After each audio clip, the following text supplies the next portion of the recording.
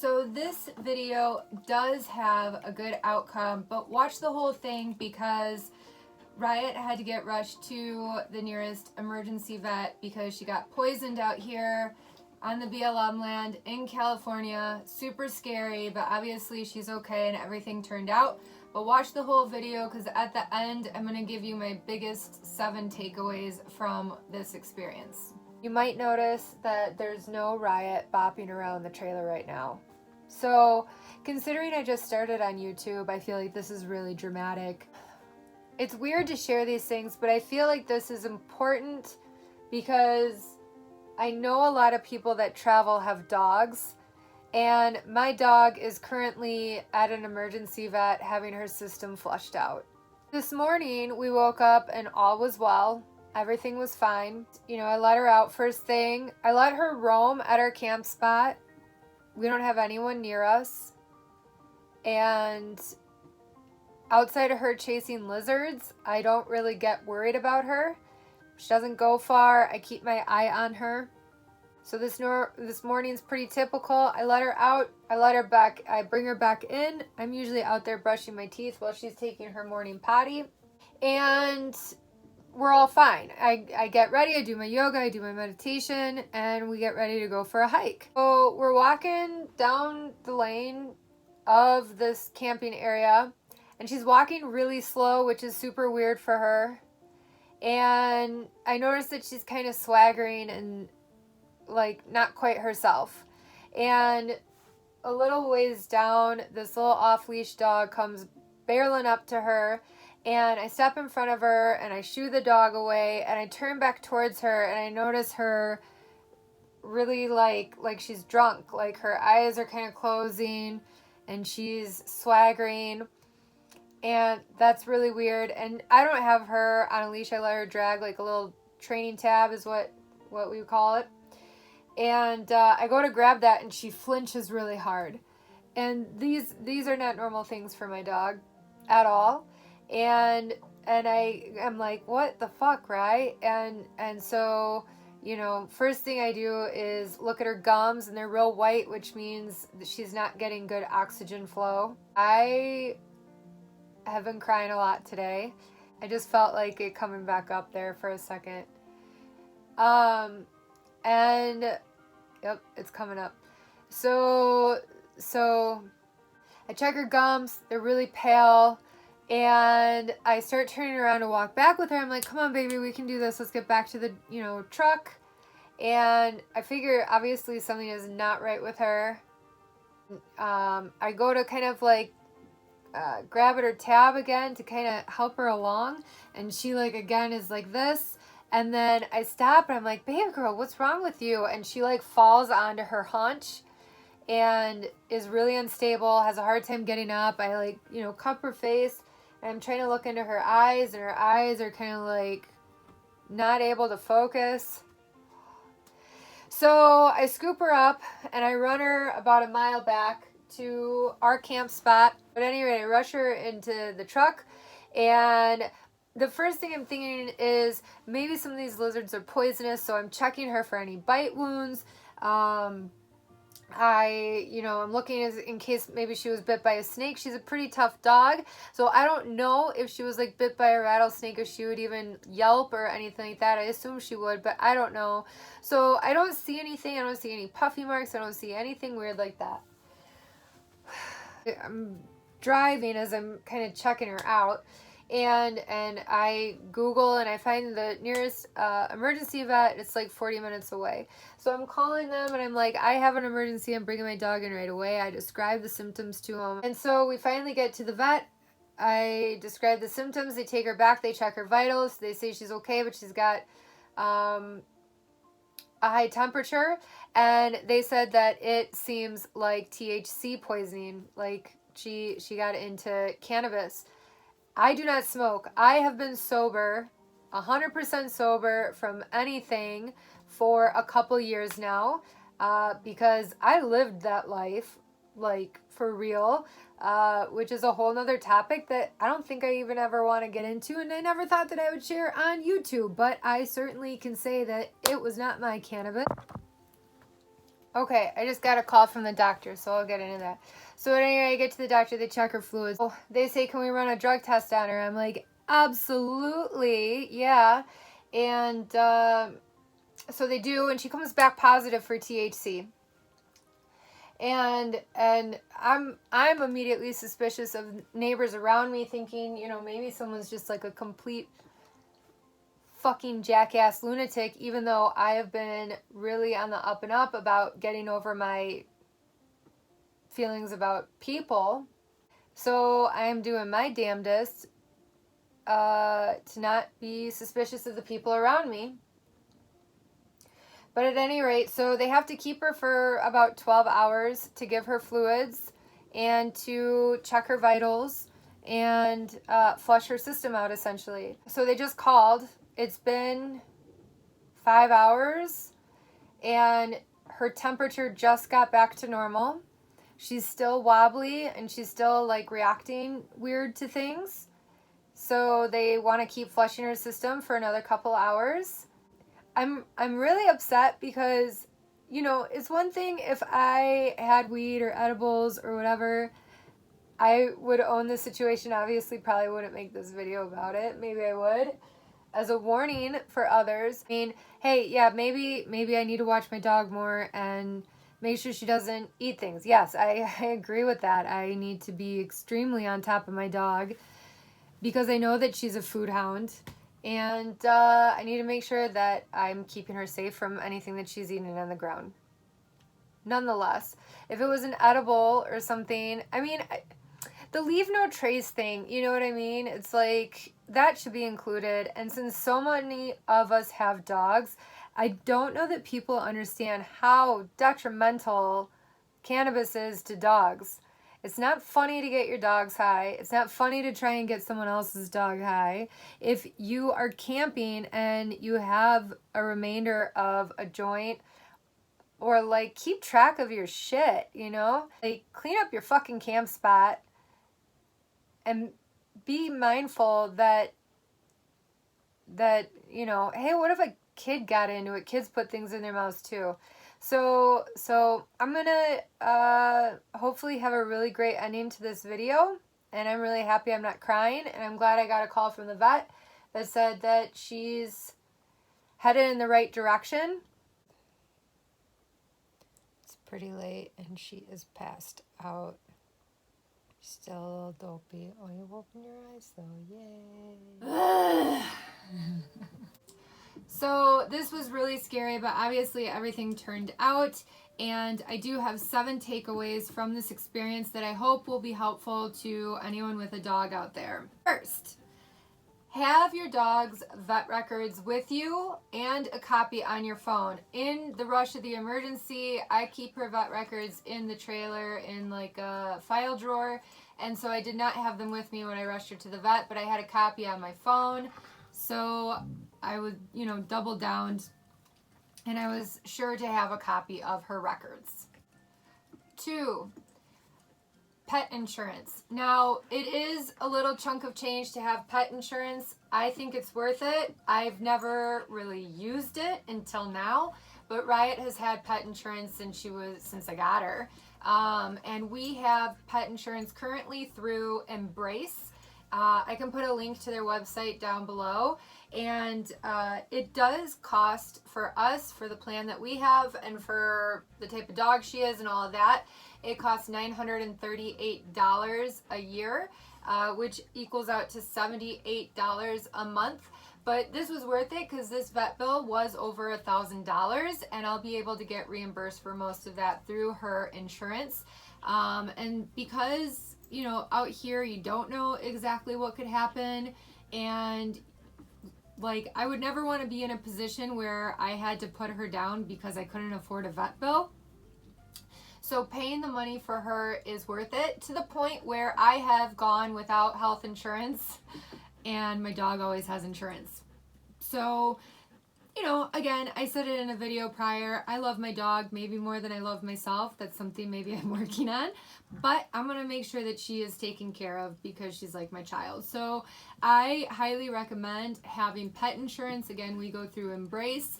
I think it's worth it. 3, if you have a dog that is a chow hound that will eat anything, something that we're going to be working more on, that we started when we were doing lots and lots of training, but maybe got really lazy with since we've been out here for the past 7-8 months, is food aversion, food avoidance. And basically that means that if you are not handing your dog the food, or you give them specific permission to get something to eat, to pick up, to put in their mouth, they're corrected, and you make sure that they know that they don't pick up anything without your permission. It's gonna boil down to safety.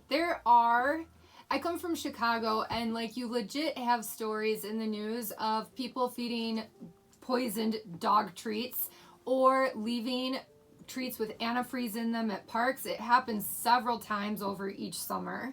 I mean, really quite fucked up shit, but it happens. And so, like, particularly then, I mean, I didn't really have a situation where she got much freedom in that city without me being like all over her. But you know, you stuff happens. And so something we're going to go back into practicing is food avoidance or food aversion. And there's, you know, I'm sure videos online about that. If anyone's really interested, I can do some video of us doing food avoidance training. But yeah, without a special cue, this little girl ain't gonna be able to pick up shit no mo. 4, I learned that I can do my damnedest to scan a new campsite. I'm always looking out for glass and trash and picking up and making sure that things are safe for her feet. I didn't really think about, is it going to be safe for her mouth per se? Because usually you don't find, like, you know, maybe some burnt out cans, but usually you don't find like food stuff. Now again, I don't know where she picked up the cannabis. I don't know if it was a joint. I don't know if it was an edible. I don't know, you know, which is kind of my least favorite thing about all this is the unknown. I think that that's where fear stems from, is fear of the unknown. That's why, you know, I kind of went crazy psycho projection and was thinking my camping neighbors might have dosed her, which is now in hindsight I realize probably not stupidest, but I guess, you know, my experiences, you know, in Chicago might have tainted my thought, just because I know dogs have been poisoned in Chicago by people leaving poison treats at dog parks or in the park or handing them to dogs. I mean, real kind of psychotic stuff. So you know, but I feel pretty clear that no one did that to her. She probably just picked it up off the ground. And I did learn from the vet that this is really common, which I'm going to get into. But apparently it's not uncommon for dogs to like the smell of marijuana, and they like the smell of like a blunt or whatever, especially after it's been burnt, because apparently it smells like barbecue to them or something like that. So it's really not uncommon for dogs to want to eat roaches and stuff like that, and then they get obviously toxicity because cannabis is toxic to dogs. So my point is that you can scan your campsite as good as possible, but stuff might happen anyway, which is why point 3, health insurance for your dog can be a really good thing. 5, I always have a general idea of the nearest town to me, and a lot of times I'll look up where the nearest vet is, or maybe I'm driving through town, I go, oh, there's a vet, and this is just good to know information, with the confidence that I won't need the information. This time, and maybe this is like law of attraction or something, I don't know, but this time I did not look up where the nearest vet was, but I did have in my notes that I needed to find a vet for Riot because she is needing a couple booster shots. So we're actually going back to that vet on Monday so she can get her Bordetella and Lepto at any rate. And rattlesnake vaccine, because we're in the desert Southwest. My point is it's a good practice when you're going into a new camp spot to know where the nearest vet and the nearest emergency vet are to you in case, God forbid, you need them. 6, I am personally currently an instructor for pet tech, first aid, and CPR, which came in super handy in this moment and helped me to identify that something was wrong with my dog very quickly, and to basically check her vitals, check her gums, and see where she's at, and have a little bit more confidence through the situation.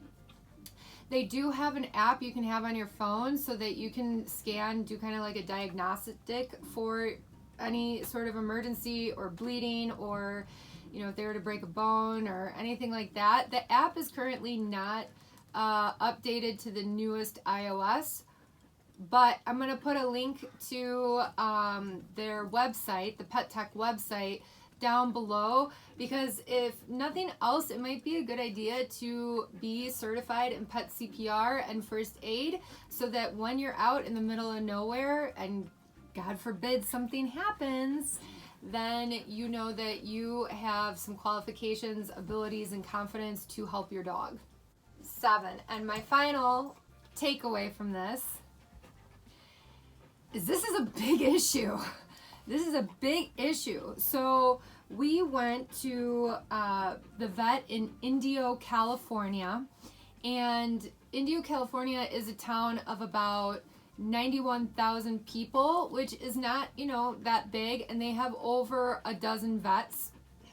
And this vet told me that they have a case of cannabis or THC toxicity in a dog every other day, or at least 3 times a week. So out of a town of less than 100,000 people, and with over a dozen vets, they're getting at least 3 cases a week. That's a problem. That's way too much, especially because if the dog is smaller, it can kill them easily. It can cause seizures. It can cause long-term effects. It increases their temperature to the point that they can overheat. It reduces their heart rate to the point that it can stop beating. Cannabis is cool for people. We have the right cannabis receptors or whatever, which also means, by the way, if you follow Wim Hof and doing his breathing techniques, you can actually produce your own cannabis type chemicals in your brain so that you don't need external chemicals. Besides the point. But my point is this is a big, big problem. So I used to be a cigarette smoker, and even then I always felt really bad or guilty if I littered a cigarette butt. But it seems like everyone is really okay with people littering cigarette butts, and I feel like people are probably in the same mind frame about littering cannabis cigarette butts or joint butts or whatever. It's all natural, man, or it's just paper or whatever. But one of my least favorite things camping is coming to a camp spot. It's beautiful, but there's a shit ton of cigarette butts everywhere. It's just nasty. You know what I mean? And that stuff's not decomposing easily. That and toilet paper left by women are 2 of my least favorite things. No one needs your snatch paper hanging around. You know what I mean? But that's a topic for a different day. But cigarette butts and cannabis butts, cigarette butts, I think they smell nasty enough that dogs aren't going to pick them up. But like I said, apparently dogs are attracted to the burnt cannabis smell, and they're prone to eating it. So, hey, as cannabis gets more and more legal across the country, I don't really give a shit. Have fun, but be responsible, because, I feel like most people that feel that good groove of being high probably also really like animals. And if you're irresponsible with it, you could end up killing animals. Also, when alcohol prohibition ended, people didn't leave trays of whiskey around for animals. You know what I mean? It's this is not the type of thing to share. But it's a huge fucking problem. So if you know someone that smokes weed, make sure that they know how toxic it is for dogs. Yes, because we love you. Because we love them. And we don't want nothing bad to happen. Ever, ever, ever, ever, ever. So as you can see, Riot is doing so much better. And we're going to go for a hike. We're going to go for the hike that we weren't able to go on because Riot ate cannabis.